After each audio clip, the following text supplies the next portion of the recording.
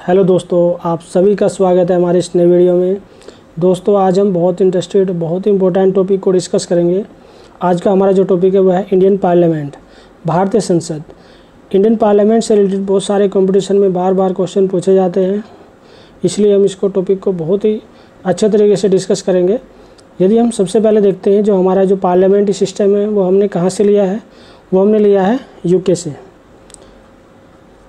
हमने इसको लिया है।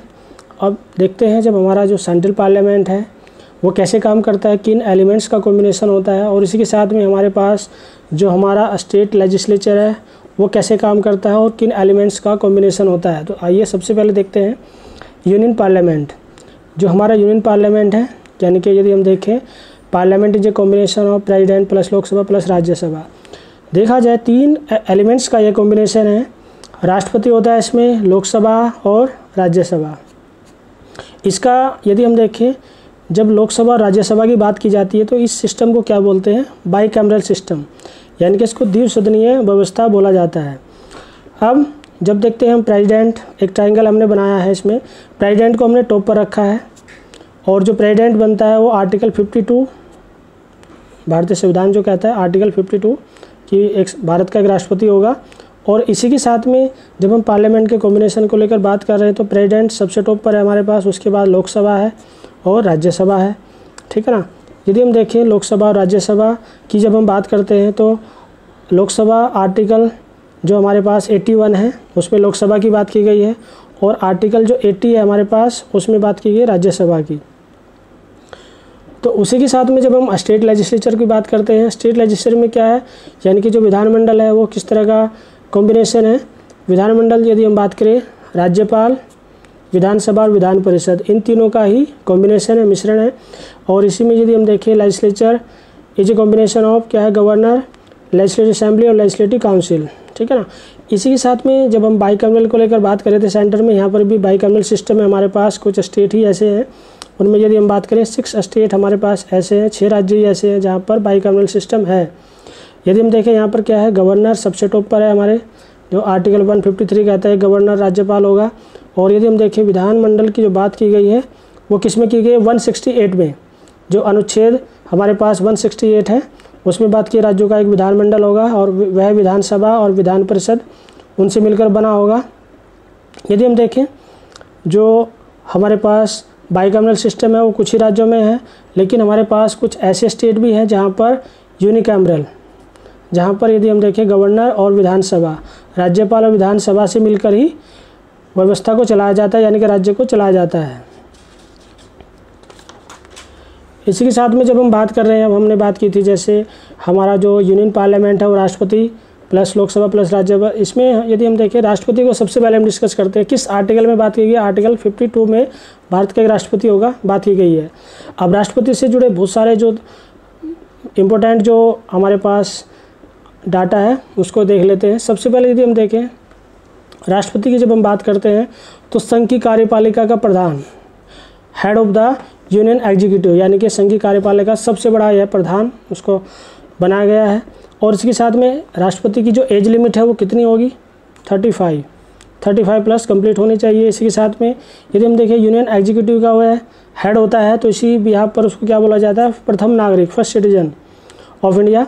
इसी के साथ में हम देखें जो टैक्स फ्री सैलरी होती है, राष्ट्रपति की जो सैलरी है वो क्या है, टैक्स फ्री, यानी कि उस पर कोई टैक्स नहीं लिया जाता है। ये भी एक इम्पोर्टेंट बात है, ठीक है ना। उसके साथ में यदि हम देखें राष्ट्रपति दोनों सदनों के सदस्यों की बैठक भी बुला सकता है, ठीक है ना। और इसी के साथ में यदि हम देखें राष्ट्रपति की अनुमति मिलने के बाद ही कोई भी यदि हम देखें बिल है या विधेयक है, ठीक है ना, वो कानून बन पाता है। यदि राष्ट्रपति अनुमति नहीं देगा, अप्रूवल नहीं देगा, तो वह जो विधेयक है कानून नहीं बन पाएगा। इसी के साथ में यदि हम देखें संसद की जो कार्यवाही है, यानी कि संसद की जो कार्यवाही चलती है उसमें तो उसका रोल है ही है, ठीक है ना। यदि देखें हम विधेयक कानून बन जाता है उसकी जब अप्रूवल देता है राष्ट्रपति, लेकिन कभी कभी ऐसी भी परिस्थिति बन जाती है कि जब संसद की कार्यवाही ना चल पाए, ऐसी सिचुएशन में और नए कानून की आवश्यकता हो, तो ऐसी सिचुएशन में हमारे पास एक आर्टिकल है 123, ठीक है ना। उसमें क्या है, राष्ट्रपति अध्यादेश ला सकता है और उसका वही सेम इफेक्ट होगा, वही प्रभाव होगा सेम जो एक पार्लियामेंट यानी कि संसद जो है राष्ट्रपति, लोकसभा और राज्यसभा से मिलकर जो कानून बनाती है और उसे लागू करती है। तो यदि अध्यादेश के माध्यम से भी कोई कानून लाया जाता है तो उसका प्रभाव भी उसी तरह से होगा। अब नेक्स्ट हमारे पास जो लोकसभा हमने बात की थी, जो हमारे पास लोकसभा में यदि हम देखें आर्टिकल 81 अनुच्छेद 81 जो हमारे पास है उसमें बात की गई कि एक लोकसभा होगी। लोकसभा के बहुत सारे नाम हैं, आप जानते भी होंगे। जनरली यदि हम देखें हाउस ऑफ द पीपल बोला गया है, जनता का सदन है। इसके साथ में इसको लोअर हाउस भी बोला गया है, लोकप्रिय सदन बोला गया है, प्रथम सदन भी बोला गया है, अस्थायी सदन भी बोला गया है। तो यदि हम सबसे पहले देखें जनता का सदन क्यों बोला जाता है, क्योंकि इसमें जनता प्रत्यक्ष रूप से अपने मत का प्रयोग करती है, अपने राइट टू वोट यदि हम कहें उसका वह प्रयोग कर पाती है। लोअर हाउस क्यों बोला जाता है, लोअर हाउस की यदि हम बात करें जनरली लोअर हाउस कभी भी यह डिजोल्व हो सकता है, इसलिए इसको टेम्परेरी हाउस भी बोला जाता है। और इसी के साथ में यदि हम देखें लोकप्रिय यानी कि पॉपुलर हाउस, यदि हम देखें इलेक्ट्रॉनिक या प्रिंट मीडिया में किसी में भी हम देखते हैं तो सबसे ज़्यादा जब भी इलेक्शन नज़दीक आते हैं एमपी के, तो सबसे ज़्यादा जो डिस्कस होता है या सबसे ज़्यादा जो चर्चा में रहता है वो क्या रहती है, लोकसभा ही रहती है। और प्रथम सदन की हम बात करें, इसको प्रथम सदन बोला जाता है। इसी के साथ में यदि हम देखें लोकसभा का आखिरकार सबसे पहले गठन कब होता है भारत में, लोकसभा में यदि हम देखें 17 अप्रैल 1952 में प्रथम लोकसभा का गठन किया जाता है। और उसका जो फर्स्ट सेशन है वो कब चलता है, 13 मई 1952 में इसका प्रथम सेशन स्टार्ट होता है। इसी के साथ में जब हम लोकसभा का जो संरचना संगठन है यानी कि कंपोजिशन ऑफ लोकसभा की बात करें, आखिर इसमें कितने मेंबर होंगे और मैक्सिमम कितने हो सकते हैं, हमारे पास जो मैक्सिमम है अधिकतम कितने हो सकते हैं 552। और यदि हम प्रेजेंट टाइम में बात करें हमारे पास कितने हैं 545 प्रेजेंट टाइम में। यदि हम देखें इसमें इसका भी अलग अलग क्लासिफिकेशन किया गया, वर्गीकरण किया गया है। एक होगा हमारे पास यदि हम देखें जो सभी राज्य के निर्वाचित जो एमपीज हो सकते हैं वो कितने हो सकते हैं 530 इसमें हम रख सकते हैं। और इसी के साथ में 13 जो मेंबर हैं उसमें क्या है केंद्र शासित प्रदेशों से एमपी चुने जाते हैं 13। और 2 इसमें जो हमने रखे हैं वो क्या है मनोनीत, नॉमिनेटेड बाय प्रेसिडेंट यानी कि राष्ट्रपति के द्वारा मनोनीत किए जाते हैं। एंग्लो इंडियन कम्युनिटी से 2 सदस्यों को भी चुना जाता है। तो इस तरह से ये कॉम्बिनेशन यदि हम टोटल इसका करेंगे तो टोटल क्या होगा 545।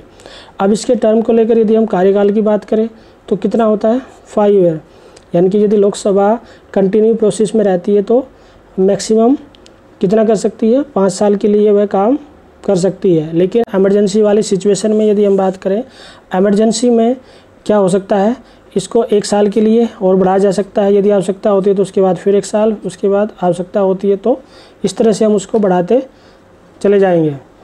अब इसका जो इलेक्शन प्रोसेस रहा हमारा, यदि हम बात करें निर्वाचन जो प्रक्रिया है वो कैसी होती है, वह है प्रत्यक्ष चुनाव यानी कि डायरेक्ट इलेक्शन, यानी कि जनता प्रत्यक्ष रूप से इसमें अपने जो है वोट का प्रयोग करती है।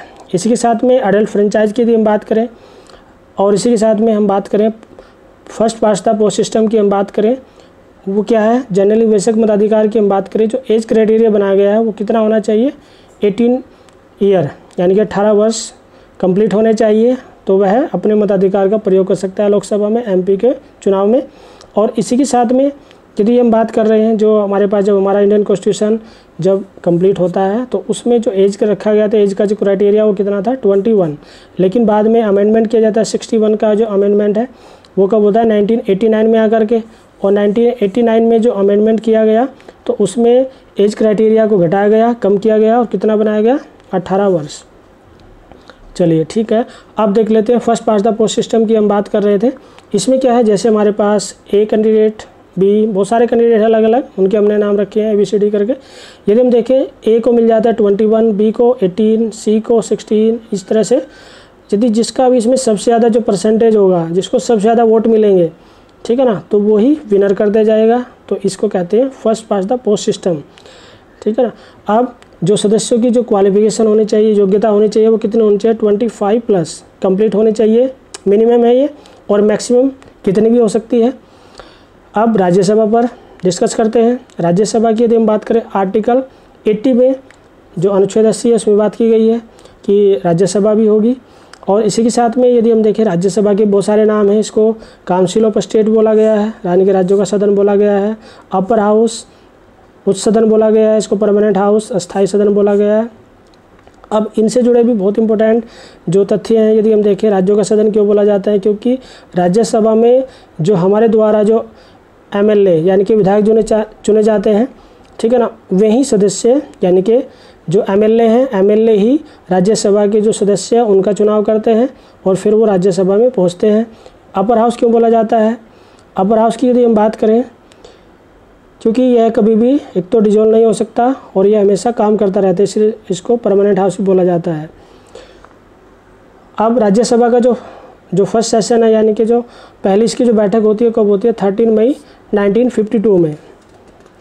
अब राज्यसभा के जो संरचना है, जो कंपोजिशन ऑफ राज्यसभा की यदि हम बात करें, इसमें जो मेंबर हैं कितने हो सकते हैं? 250, यानी कि ये मैक्सिमम है, इतने हो सकते हैं।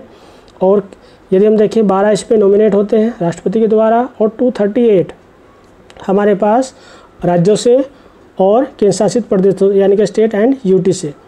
अब यदि हम देखें प्रेजेंट टाइम में हमारे पास कितने हैं? 245 प्रेजेंट टाइम में जो हमारे पास एमपी है राज्यसभा में। और उसका भी यदि हम देखें क्लासिफिकेशन, यदि हम देखें 233 यदि हम देखें सभी राज्यों से हैं और केंद्र शासित प्रदेशों से भी है, ठीक है ना। तो इतने सदस्यों का चुनाव किया जाता है स्टेट से और यूटी से। अब हम देखें 12 जो मेंबर होते हैं राष्ट्रपति के द्वारा नॉमिनेट किए जाते हैं, मनोनीत किए जाते हैं, इनका कोई चुनाव नहीं होता है। बस यदि देखें हम राष्ट्रपति की अपने विवेक पर, अपने डिसीजन पर डिपेंड करता है। और यदि हम देखें वो कौन होते हैं 12 मेंबर, साहित्य, हमारे लिटरेचर, आर्ट, कला, विज्ञान, सामाजिक क्षेत्रों से यदि हम देखें, इन सभी के कौन होते हैं? एक्सपर्ट होते हैं, विशेषज्ञ, ठीक है ना। साहित्य, कला, विज्ञान और सामाजिक क्षेत्रों के कौन होते हैं? एक्सपर्ट, विशेषज्ञ। अब यदि हम राज्यसभा के टर्म को लेकर बात करें, कार्यकाल कितना हो सकता है, यदि हम देखें राज्यसभा के जो सदस्य हैं वो 6 वर्ष तक ही काम करते हैं। लेकिन यदि हम देखें इसके हर 2 वर्ष के बाद क्या होता है?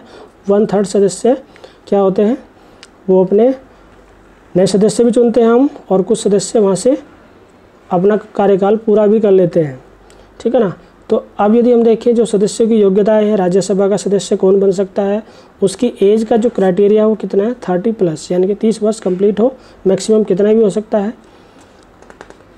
अब इलेक्शन प्रोसेस क्या है, यदि हम देखें इनडायरेक्टली इलेक्शन सिस्टम अपनाया जाता है, यहाँ पर अप्रत्यक्ष चुनाव होता है। और इसी के साथ में यदि हम देखें जो सदस्यों का चुनाव राज्यों की विधानसभा के जो सदस्य, यदि हम देखें एमएलए जो होते हैं, ठीक है ना, उनके द्वारा चुनाव किया जाता है। इसमें आम जनता यदि हम देखें वो इसमें पार्टिसिपेट नहीं करते हैं। अब यदि हम देखें एक इसमें जो सिस्टम अपनाया जाता है वह है एकल संक्रमणीय मत प्रणाली और आनुपातिक प्रतिनिधित्व की पद्धति, यानी कि जो एक सिंगल ट्रांसफरेबल वोट सिस्टम है और एक इसमें जो प्रोपोर्शनल रिप्रेजेंटेशन है, ये मेथड इसमें अपनाया जाता है। आखिर है क्या है? जनरली यदि हम देखते हैं जो हमारे पास एकल संक्रमणीय मत प्रणाली है या आनुपातिक प्रतिनिधित्व की जो पद्धति है, ठीक है ना, यानी कि सिंगल ट्रांसफरेबल वोट सिस्टम है और प्रोपोर्शनल रिप्रेजेंटेशन है, इसको समझने के लिए सबसे पहले हम देखते हैं इसमें हमने जैसे बहुत सारे कैंडिडेट के नाम लिखे ABCDEF करके, और इसी के साथ में हम एक साइड में और लिख लेते हैं ABCDEF करके।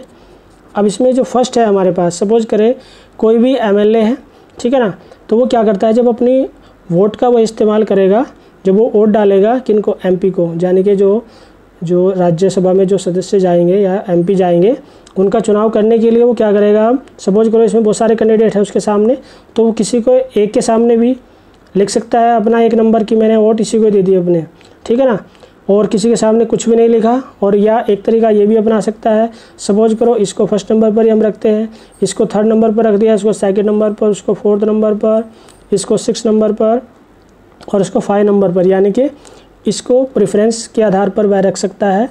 तो जनरली यदि देखा जाए जब वोटिंग होगी तो वोटिंग होने पर क्या होगा, यदि सपोज करो जिसको फर्स्ट चॉइस मिली है, ठीक है ना, यदि उसको सपोज करो वह विनर नहीं हो रहा है, तो ऐसी सिचुएशन में जो सेकंड प्रेफरेंस वाले जो कैंडिडेट हैं तो उनको भी वह भी विनर हो सकते हैं। ऐसा नहीं है कि फर्स्ट प्रेफरेंस वाले हैं जो उनको वोट का जो परसेंटेज यदि वो नहीं मिलेगा तो वह विनर नहीं हो पाएंगे। लेकिन यदि देखा जाए जो एक सिस्टम हमने बनाया हुआ है, ठीक है ना, यदि प्रेफरेंस के आधार पर हो सकता है फर्स्ट वाले नहीं विनर हो तो सेकंड जो प्रेफरेंस वाले हैं फिर उसके बाद हो सकता है वो विनर हो जाए। तो ये सिस्टम बनाया गया है। इसी के साथ में जो राज्यों की जनसंख्या के आधार पर भी यदि हम देखें, जिस राज्य की जनसंख्या यहाँ पर क्या है, जिस राज्य की जनसंख्या जितनी ज़्यादा होगी, ठीक है ना, वह राज्य अपने उतने अधिक MP, ठीक है ना, यानी कि राज्यसभा के सदस्यों को भेजता है। यदि हम देखें यूपी से 31 आते हैं राज्यसभा के जो सदस्य हैं, यानी कि MP चुने जाते हैं सबसे ज़्यादा यूपी से, ठीक है ना। यदि हम देखें जो अदर कंट्री, यदि हम USA की बात करें, USA में क्या होता है, USA में देखा जाए चाहे स्टेट चाहे छोटा है चाहे बड़ा है, ठीक है ना, 2 ही सदस्यों का वहाँ से चुनाव किया जाता है एक राज्य से। लेकिन भारत में ऐसा नहीं है। यदि राज्य बड़ा है तो ज़्यादा सदस्य को चुनाव किया जाएगा, और यदि छोटा है तो कम सदस्यों का चुनाव किया जाएगा। तो ठीक है दोस्तों, इसी के साथ हमने इंडियन पार्लियामेंट को कंप्लीट कर लिया है। और दोस्तों इसके बाद भी यदि कोई भी क्वेरी रहती है तो आप कमेंट बॉक्स में मेंशन कीजिए। Thanks for watching the video.